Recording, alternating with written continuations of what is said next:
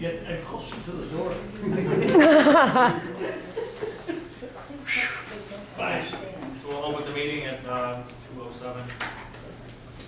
First item on the agenda, approval of meeting minutes from the previous meeting. I have a chance to read them, but we'll give the rest of the board members a minute.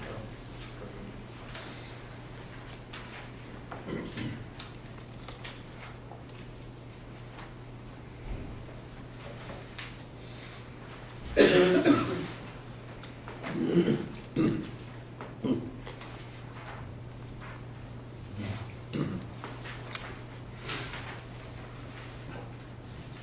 questions or comments, changes to the minutes? Or motion to approve the minutes? I'll make a motion. I'll second. And it's approved.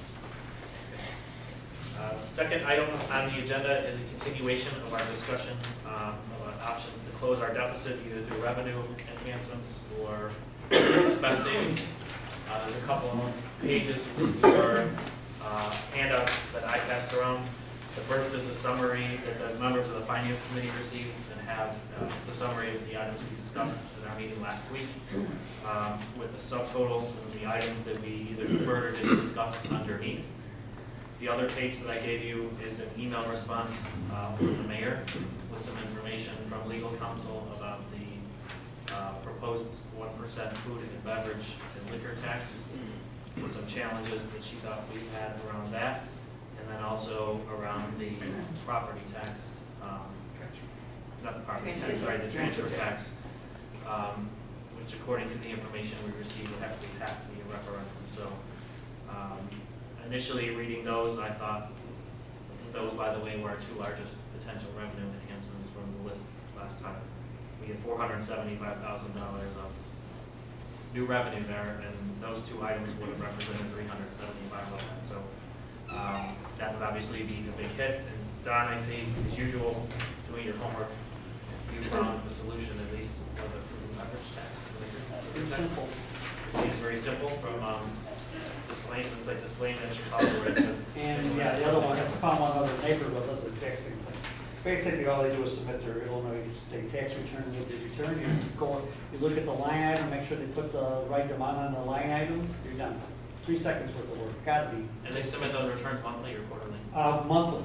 By the 20th, at the same time you're submitting your state sales tax returns. This would have to be submitted to us at the same time. Yes, and there's a penalty for not submitting it on time, and I believe one time Chicago Ridge also, if they missed 2 months in a row, or did I miss that? Refusal to comply or submit payments will result in a suspension or revocation of business license. So, we can design it any way we want, but as far as the paperwork goes, you know, basically, there should be very little paperwork involved in it. Doesn't look very difficult. And I think once we would implement it, it would probably Automatic. automate, exactly. They're doing it the same exact time they're doing the state sales tax returns. They're just transferring one line item or 2 line items to this form and submit it the exact same date, no big deal. One town gives them a, you know, for Illinois, they give you a 1% pay on time rebate, and one town, I think Naperville did it 2%. I don't know, we can consider that too, you know, make sure that they get an incentive to pay on Pay on time. time. I think it would be super easy. And this could be implemented, probably we would just have to have an ordinance drafted, correct? And then we'd have to file it. 1 square mile, it's only 1 square mile, so we have to Square figure out mile. where to put it. You can only do 1 square mile in your town. Can't do everybody. And then once we file this, is it like the home rule sales tax, we have to file it, and then how soon could it be implemented, once we get it to the Department of Revenue? How soon do the gas tax? What does the Department of Revenue does that darn thing to do? Yeah, I think Oh, that's true, it's the home rule sales tax was different, Right. yeah. because the state's collecting. Right. so Right, the I state think- was collecting it, Right, right. So we're collecting this, I think we can implement it as soon as we're ready to move. As soon as we have an ordinance, right? So that sounds like a winner to me. Do we have the infrastructure here in Clarkville to? Doesn't look like it'll be that difficult. Police it? It's sort of like a vehicle, you know, I mean, honestly, it's similar to a vehicle sticker. You don't even have to look up anything. They send the forms in, the forms are in front of you, that's it. I mean, you can look at a database and. Well, it's a matter of if they don't send it in, Right. follow up, Right. you know. You know, to get this follow off the up. ground, and I know we're all challenged right now, I'll do it myself if I have to. We And got, if you put the stick in there that, you know what, don't submit it, we'll just shut you down. I think we'll get everything. I have a pretty strong feeling we'll get all the things. Might not be exactly on time. I didn't mean to say that, but I mean, overall, I don't think we'll have a big deal. And once people get in the swing of things, I don't think we'll We can filter through the list of business licenses and see. have. if Yes, this- exactly, because they have to, because and it's on the Nicole has license. that right there. Yeah, it's on the license. She just prints out the license list and, you know, they get health inspection, basically. Mhm. And actually, on the website, she's got all the restaurants listed, if not, for her to sort through that and get it. All of the restaurants and bars. And bars, right. I think she has them on the list. Okay. But I think once we get it set up, it'll be pretty simple. You think? I don't think it's gonna be a big deal. Well, the gas tax wasn't a real, Now, gas tax wasn't Should a be big just- challenge. should be the same thing. No problems with compliance, no problems at all. How about discussion about the referendum mission? Either for the transfer tax or. I would support both. That we put it on the ballot as soon as possible. There was 911 also, correct? 911 also, yes. And for anything, you know, basically, for anything that, you know, I'm concerned about the homeowners, but I think we gotta mitigate the tax burden on the businesses. I think that's a big thing. And if, you know, transfer tax doesn't really affect people right away. 911 will for the people who use the landline. But it's a minimal amount. It's a minimal amount, yeah. I see a minimal monthly, but it will be minimal, it wouldn't be like the property tax Oh, hit. So what do we need to do to get that? So, Both of those. But can we do that by state law? Yes.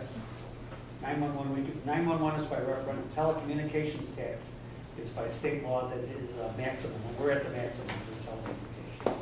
So for cell phones and blah, blah, blah, which we probably don't get a lot of it anyway, we're maxed.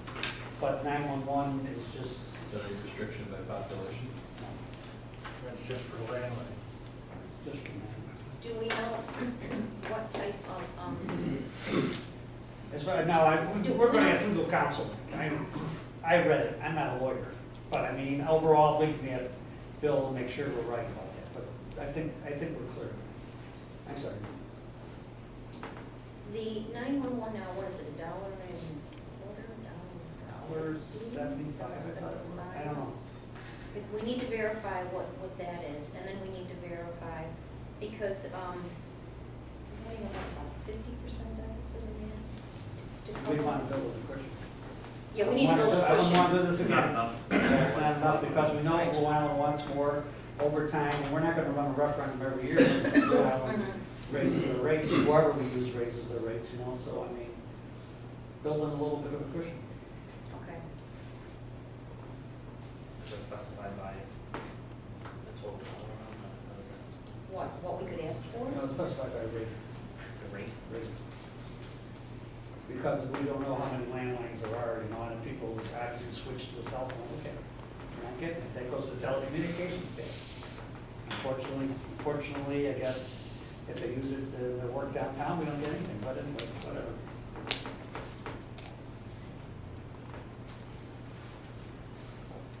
One of the outstanding items we had from the last meeting was a discussion about potentially outsourcing or going to part-time for some of that snow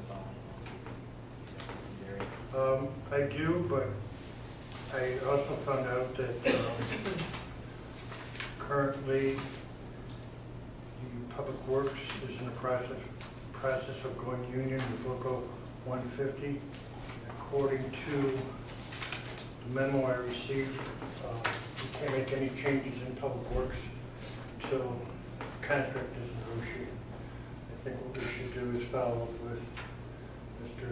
Gleason and see if that information is correct. But in the process of whether it is or isn't, I did do some homework on snowplow driver seasonal. There are a lot of communities right now that are advertising applications. I have the information as far as what the minimum requirement is for license requirement. Obviously, we would have to send the individual for physical and DOT drug testing, alcohol testing. So I guess what we should do is sort of just get our ducks in a row to anticipate that we can do this, and if we can't do it, fine. But I think we should get the information to get together now, because right now is when everything's happening. You know, people are getting their communities lined up for part-time, seasonal, temporary drivers. So what I did was I pulled some applications that other towns use. I have that on file, so I think we could work on getting that together and advertising that. Whether we follow up on it or not, or can follow up on it, at least we're not sitting around doing nothing. That's if we hire somebody to use our equipment, correct? Then we have to go through training and orientation. There's different scenarios that different towns use. Some towns just require seasonal drivers to have at least 2 years' experience as a snow driver.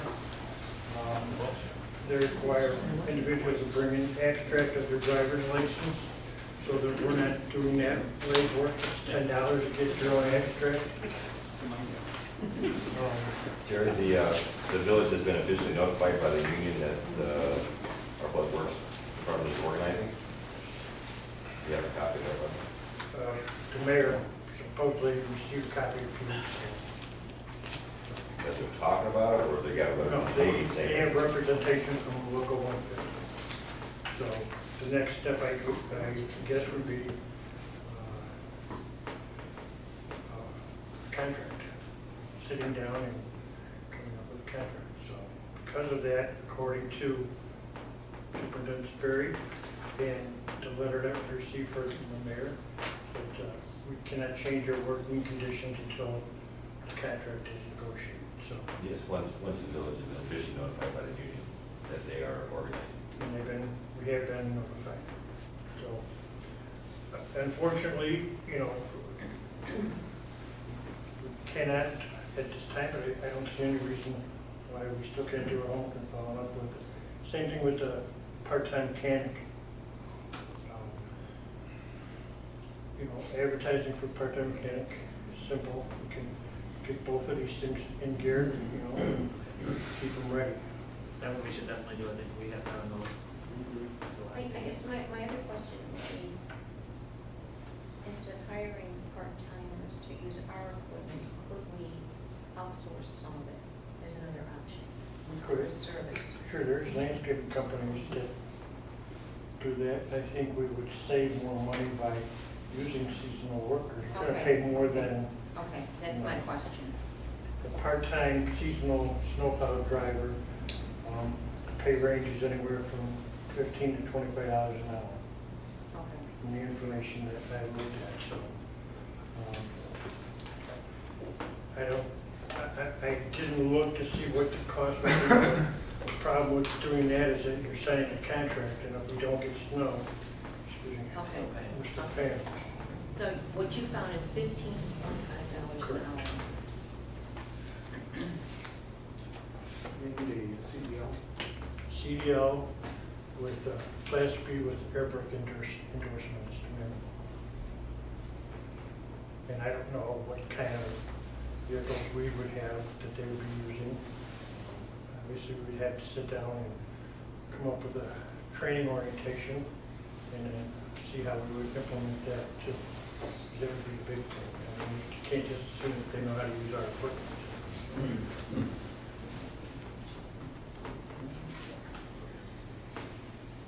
Thank you for following up on that. So other ideas, suggestions to put on the list? Presuming we got 100,000 from the 911 referendum if it passed, that puts us at 579. And I think if we're gonna commit to these referendums, which it sounds like we are, the board has to make a commitment to educate the residents on the benefits of these, that this is an alternative to the property tax increase. And let them know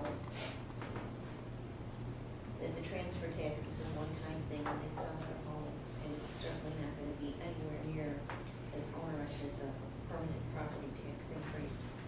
And the 911 would be monthly for somebody who hasn't made one, and it would be, I think, much more tolerable than any type of huge property tax increase. Do you agree, Don? Oh, absolutely. But we've got to educate the residents why we need the referendum. Or both of them. Do we find any more information here about ambulance runs from Station 2? Yes. I don't have the sheet with me, but Steve, if you can correct me if I'm wrong, but do you happen to remember the numbers offhand? Yeah, actually, if you want, I can have Dave go over them, unless you want to go over it, he knows, he No. ran the report. You want him to read? Yeah, that'd be good, thank you. Make sure I get the right one. In 2013, there were 477 incidents in Station 2 Still District. Now, remind you, our Still District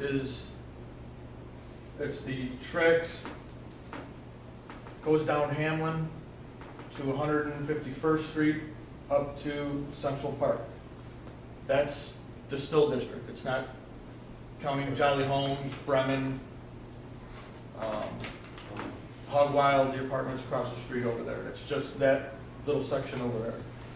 2013, there was 477 incidents. To date, in 2014, there's been 548. And I'm sorry, that was as of the 12th. And how many, do we know how many of those are transports?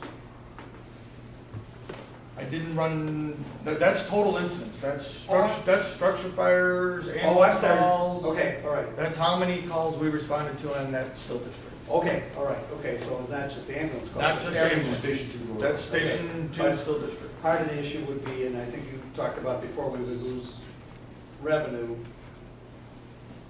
because we couldn't run from Station 2, would be mutual aid, which we wouldn't get, so that's probably what I was asking more is if we could check the number of runs from Station 2 that actually were transports that we would get money for, that's probably what we would know. Okay. I mean, I can run that. that's tough, you know, as compared to, what's the total amount of incidents? Do we know in 2013, I mean, how much, do you know what percentage of that Station 2 runs? We ran just under 2,000 calls last year. Just over 2,000. Just over 2,000. Okay, all right. Now, when we throw this out there, pardon me for interjecting, are we talking about strictly Midlothian calls, or are we talking about mutual aid calls? Midlothian, okay. Okay.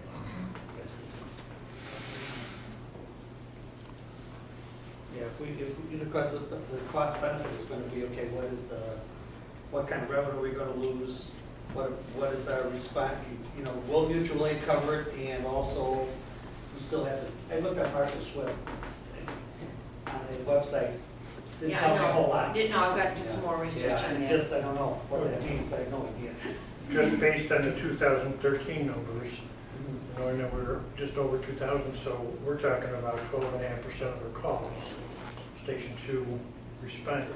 Out of the district, there was 477 calls. About 20%. 2020. Yeah. More than that.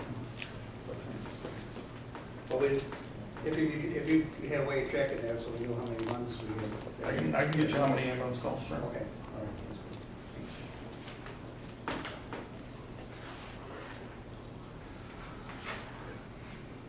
Other ideas? Where do we go from here? There's a short term now, and I want to talk about long term if we're done with the short term. Go So, for I it. mean, well, you know, we're trying to plug a deficit now. I want to plug a deficit for good. I don't want to come back in 2 or 3 years and say, oh, well, we're back in the hole again because we didn't do enough or we weren't planning enough for the future. And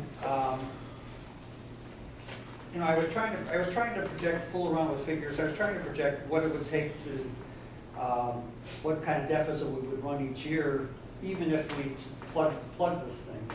And it's roughly about $300,000 a year on a 3% basis, and maybe, and even like in a couple of years, that might even be low, because, you know, we don't know. So, what will plug that? And, you know, if you figure 3 years of 300,000, that's almost $1 million right there. We're right back to where we start from. I don't want to be back there. And I was trying to figure out, well, what would do it? Well, $20 million worth of, if the village sales increased $20 million, it basically would plug that hole. But how soon is that going to happen? My guess would be it won't be for a lot of years, because, you know, we're banking on initial developments, but the initial developments, as we've seen with Burkhart's, you have to give away a lot of things. You don't get a lot of immediate revenue from any big development right off the bat. It might be a lot of years down the road. And really where you make the sales tax increases and sales tax gains is from the subsidiary developments that develop around the big development. How many years is that, you know? So, you know, I'd like to come up with a solution that would address the future too, not just right now. But I don't want to, you know, just kick the can down the road and say, well, we plugged it for now, but then we didn't. So, you know, I was looking at things, and you know, it just crosses my mind that we still have to restructure the village a little bit to be more cost effective. There, you know, I was trying to track different towns, what their revenues were that had, you know, different towns that had a full-time fire department, and I don't know about public works or whatever, but there's basically nobody that I can find that's even close with our revenues that has a full-time fire department. And I just think we're a town that tried to act a little bit. We put the cart before the horse, and I think we added some infrastructure before we actually had revenues for it. And I think if we're going to really plug the hole, we're going to have to look at that one way or the other. I don't know what the answer is there, I'm not sure, but I think we have to plan for that. And I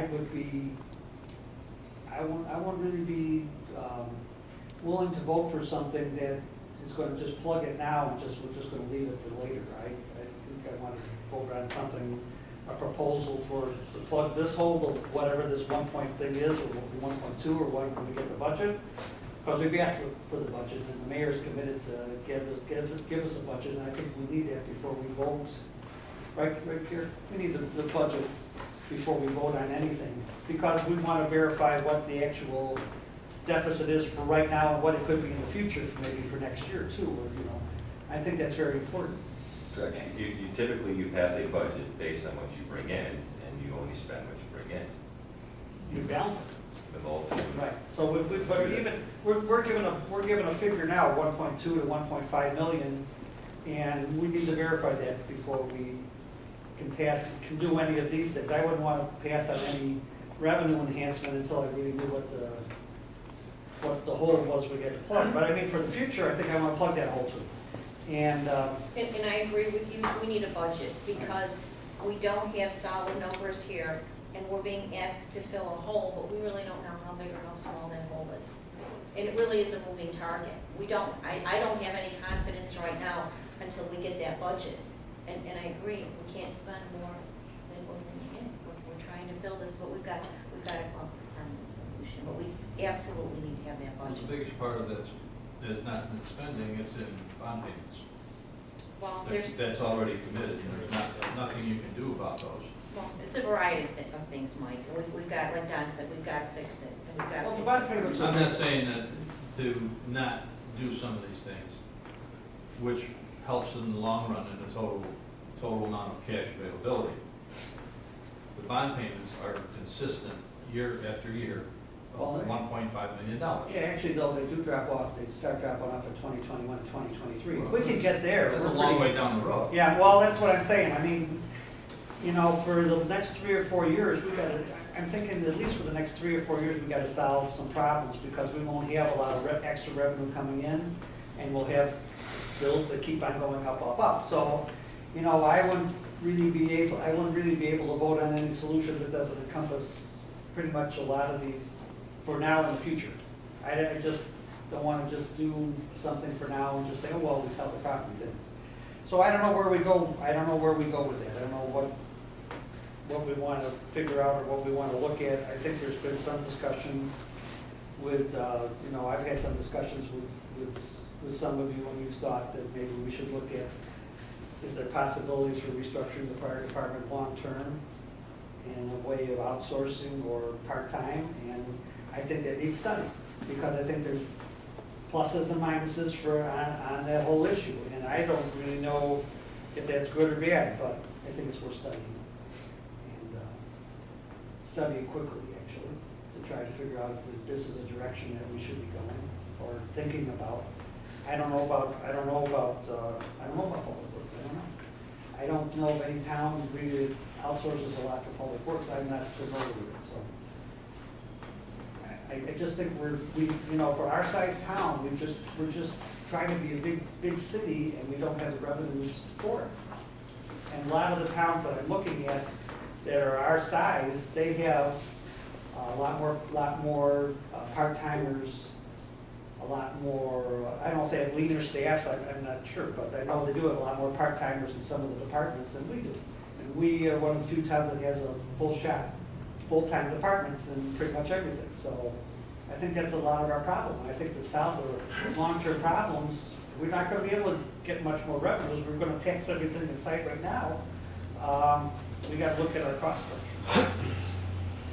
Well, I think the problem that lies right there is that we have a contract that doesn't expire for another 2 years, I believe, 2016. April 2016. So that's one end of it. And if we start changing the structure even now, like we talked about with Station 2 or even with the part-timers, we lose that revenue. Yeah. This would be long, because your report was clear as day, no. I mean, part-timers aren't going to, restructuring right now isn't going to help us. Maybe Station 2 would a little bit.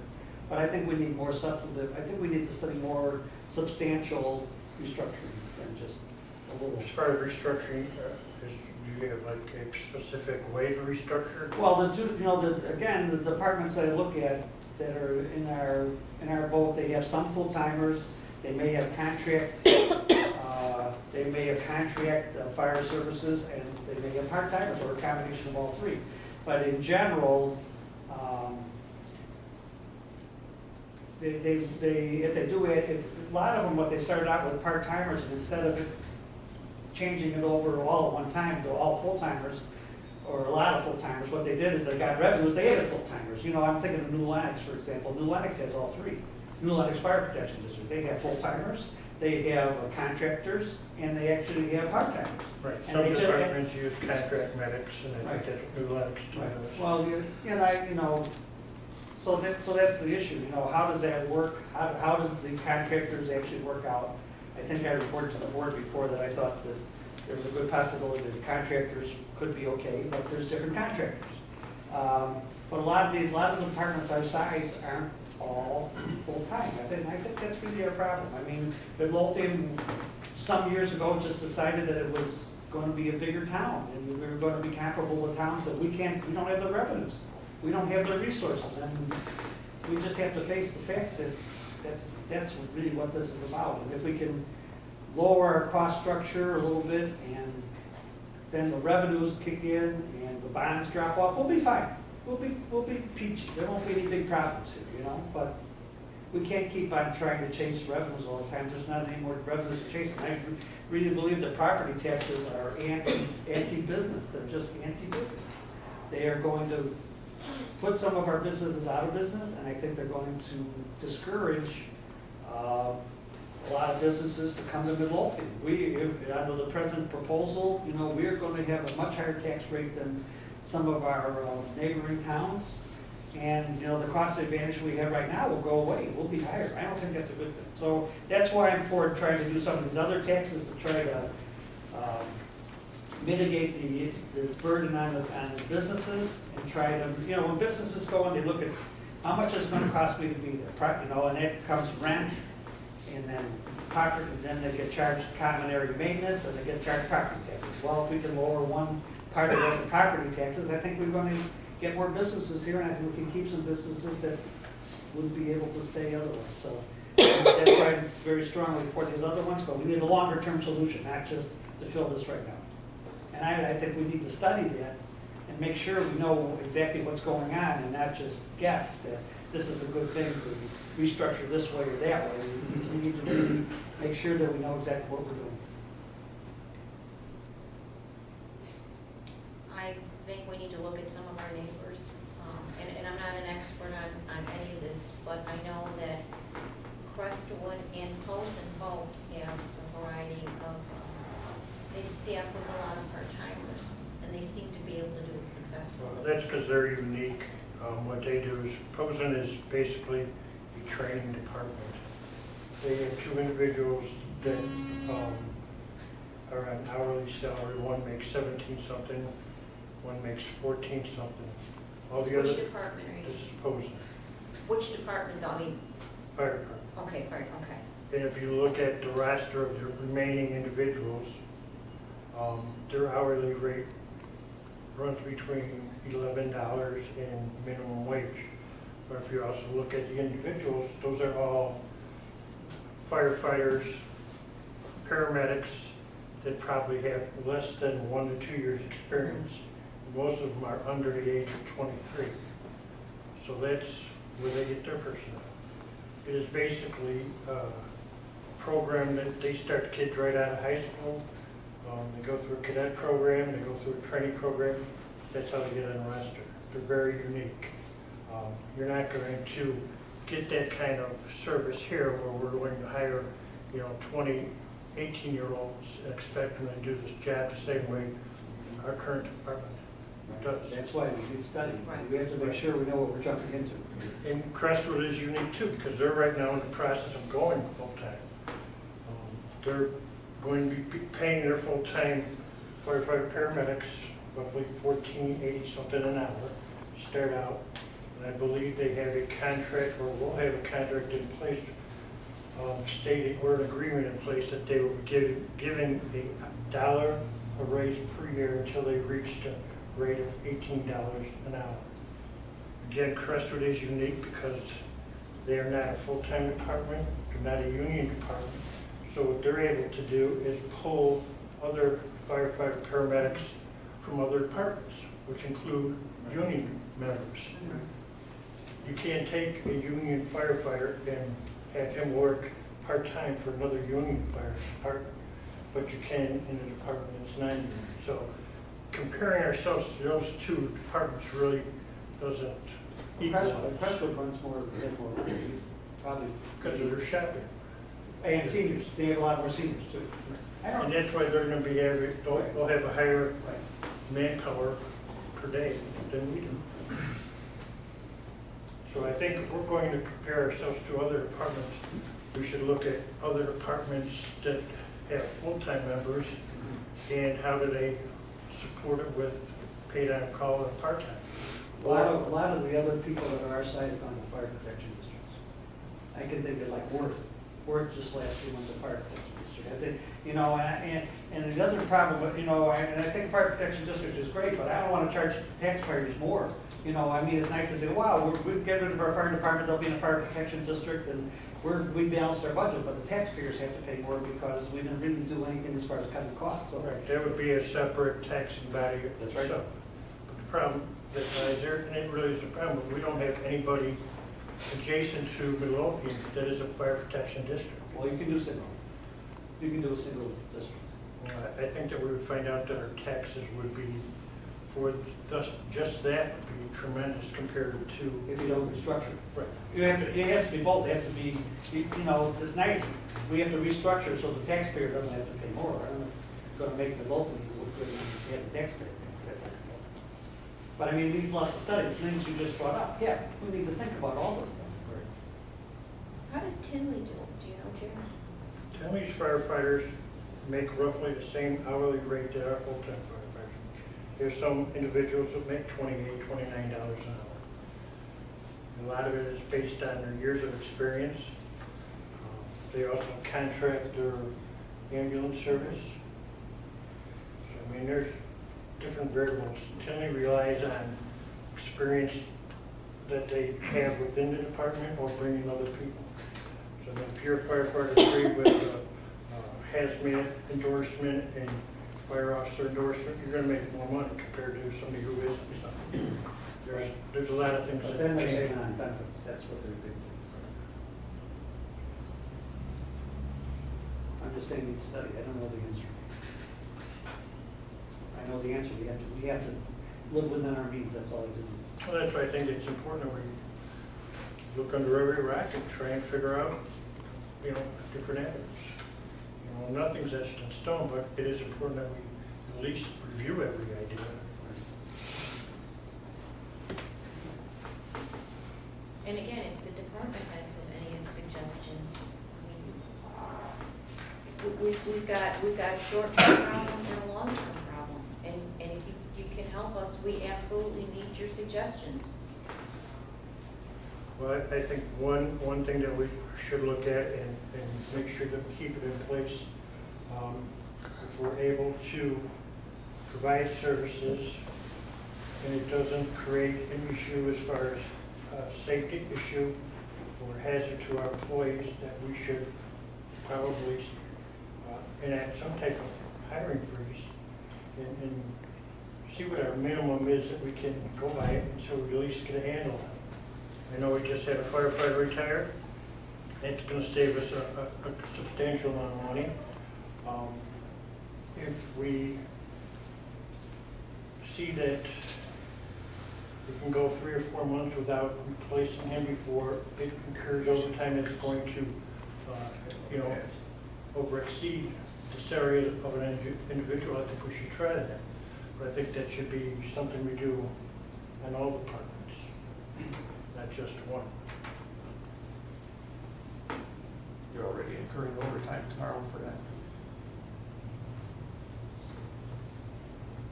The big overtime period is usually summer, right, is that right? Isn't it? I mean, that's when most vacations happen. is That's when the most summer. vacations happen, So, I yeah. mean, the summer's really where we would catch our lunch. That and Christmas. Yeah, we And got Christmas, a yeah. big overtime issue on Christmas. And the holidays, yeah. Right around Okay. 9 days right now. Although I think you gotta look at the cost benefit ratio, because if you take, Right. if you take the average salary and benefits, what do we calculate that to be, about 125,000 position down?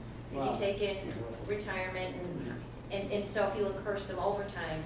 Yeah, how much overtime do you think? Exactly, so you've gotta do the whole cost benefit ratio then. If you're gonna spend, if you're not gonna replace and save 125,000, but maybe you're gonna incur 20 or 30,000 in overtime, I think you have your answer. But then you've gotta do cost benefit ratio, I think with all of these, you would agree? Yes. But I think that's something we should look at really strong right now, instead of just anticipating, how long can we do it? I know we just recently hired a new individual in the police department. And obviously, we have had a history of turnover in both departments, for whatever reason. I think we should at least have an idea of what the minimum numbers are before we say, okay, we can't hire another individual. I think we should have those in place. The police department's down 5 officers. That officer that was just sworn in will make up for, he'll cause the overtime to drop enough to where it'll pay his salary. We're starting our officers off at $43,000 a year. We were spending way more than $43,000 a year in overtime because of the losses of 5 officers over the last few years. So there won't be, I agree, after this, there should be no more hiring, and we also should have a pay free increase raises, non-contractual, Right. until we figure this out. But again, we're working on no budget, we don't have an appropriation ordinance, we don't know what the numbers really are. Pay freezes are not on this list. Should they be? They probably should. I don't know how we're spending any money. If we're so far in debt, and we have such a huge deficit, I don't know how we're spending any. We can make an excuse not to do any one of these. Everyone can come up with an excuse not to do anything on the list, and guess what? We don't have any departments. because they're not gonna work for free.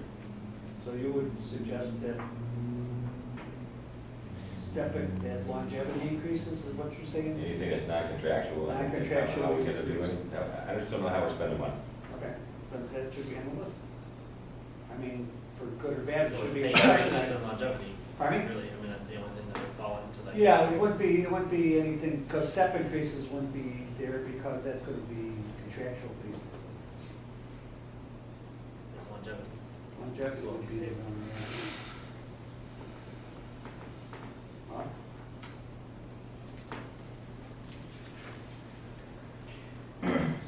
Karen, you had a question about the water. Oh, I emailed it to Alan, and I don't know, did you have any, okay. Are we, the one thing that came to mind is we're just trying to close turn over every rock. I know that Midmark was assessing a late fee, and I know we are arrears on our water bills. And I think that late fee is substantial. And we need to verify what that, how many late fees we've paid. We haven't paid any of those, We've not paid one. no. Okay, and, All we're paying is the cost of the water, okay. not paying any late fees. We're paying the oldest bills first, right? Yes. Okay, we've not paid any of the late fees. Mike, do we earmark, when we make a payment, that this is for principal? Yes. Yeah, it's for the cost of the water, what's on the water bill. I mean, they keep putting it on, the late fees on the water bill, We're not paying We're not that. paying we take them off. Okay.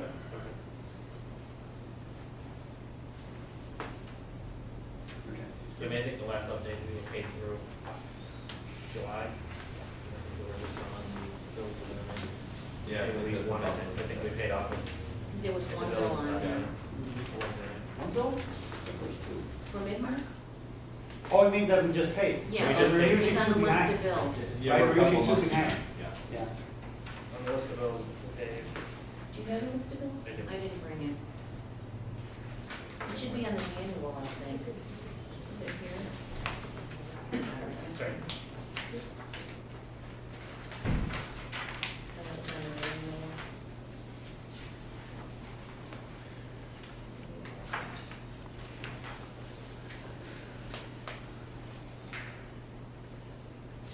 Was there any more information on the CSO? On this, how much revenue is going to be expected to bring in? The estimate is that the CSO is on pace to bring in $100,000 more than he makes a year. Okay. In lighting or Collection. Was there any issues with the current contract that we have with the police department? As far as regards to how many CSOs we can have? So, do we have that on here? We had hire another CSO, but we only have revenue of 30,000. They start at, is that revenue or Revenue 30,000. 30,000, yeah. Expenses 20,000. Yeah. is the roll ball number? Well, that's what, I thought Al was gonna look at that. Yeah, he's looking to hire another CSO. But, So so it's a we rate. get 30,000 or 100,000? They start on, they're making $20,000 a year, $21,000 a year. Okay, but I mean, what's the revenue figures we can get? Make sure I get that right. Okay, because if it's more, I don't have anything in writing, but what No, I understand. what I So see then- is it's a lot more than $30,000 a year. so I mean, that's be another 70,000 off our plate, sure, why not? We can put that in it. What are we paying us? CSO? 21,000. He's making, right now, he's at $14 an hour, no benefits. 21,000, 30 hours a week, 21,000 a year, So, no benefits. well, yeah, he's gonna get on that one, isn't he? No questions. Huh? No, it's just a part-time employee. But how much is the I think collector? it'll be less than 30 hours. He just had- So see, that's where your department is. Yeah, Can we ever get a collection, can we get collection reports? Would you? I just, because there's so many things. So we're gonna pay I'd like to see 21,000. how much So more we the get. 20,000 is low, right now, like with any benefits. We got Social Security. You wouldn't get any. Well, we got Social Security, you got that. Big lights, Got it, Gary? tickets. You know, he's supposed to get that here. He should write.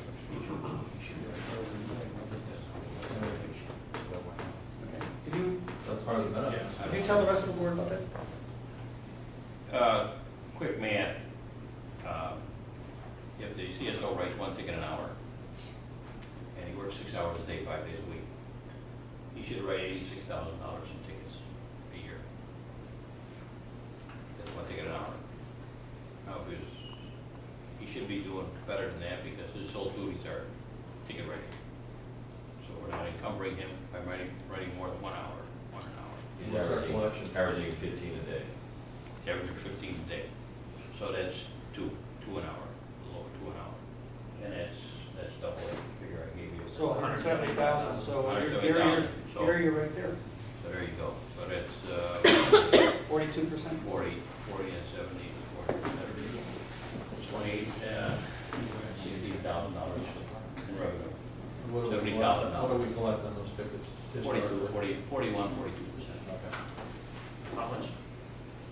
42% of. About 175,000. $1,000. Let's put it in there and 71,000. verify.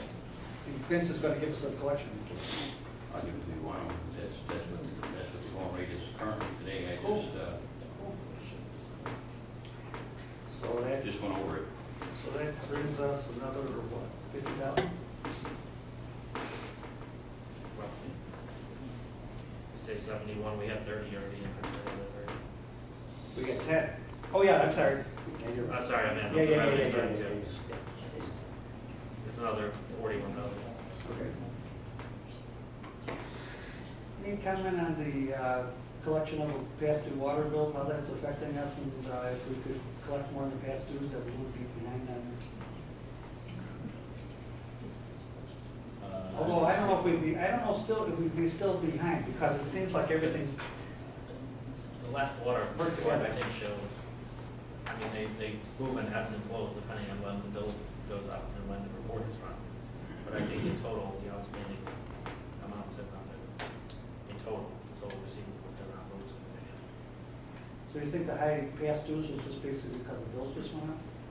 Is that what you said? Yeah, I mean, just depending on how often or how frequently you If look we at read it, those if we totals. ran it on the 21st, we would, or the 22nd, we would have a much lower figure. Okay, all right, that makes more sense.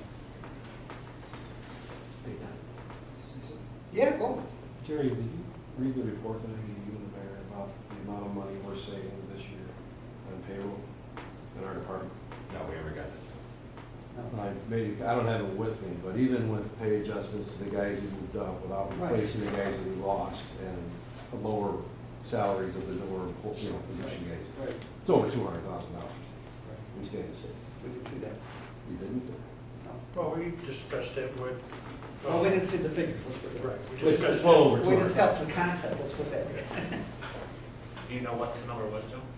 Exactly, Top of your I head, don't rounded? remember. Yes, About it was over 208. because that's not something that would have been in our projection, so.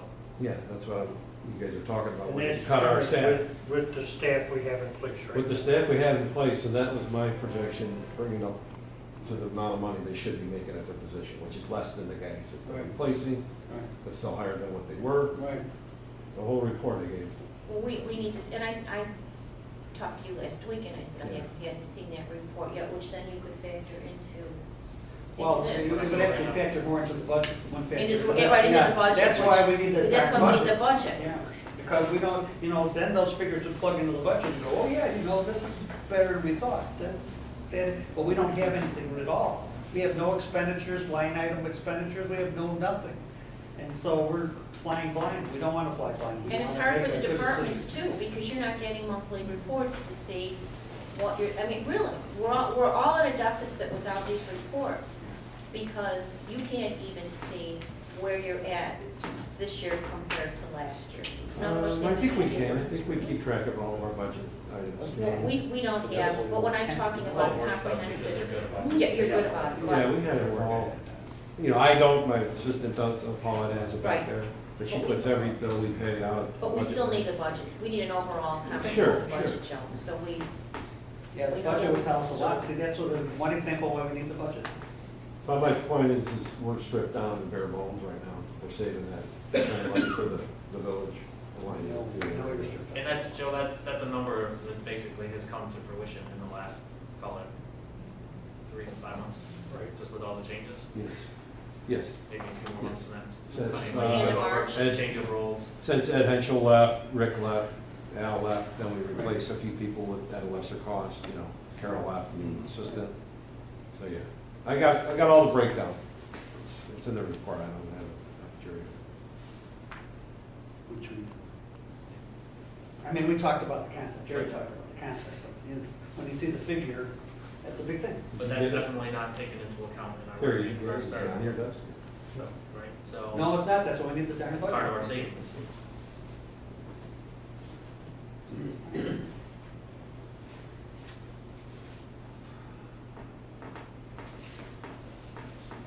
So if I include that estimate from Joe, the new number for the CSO, it's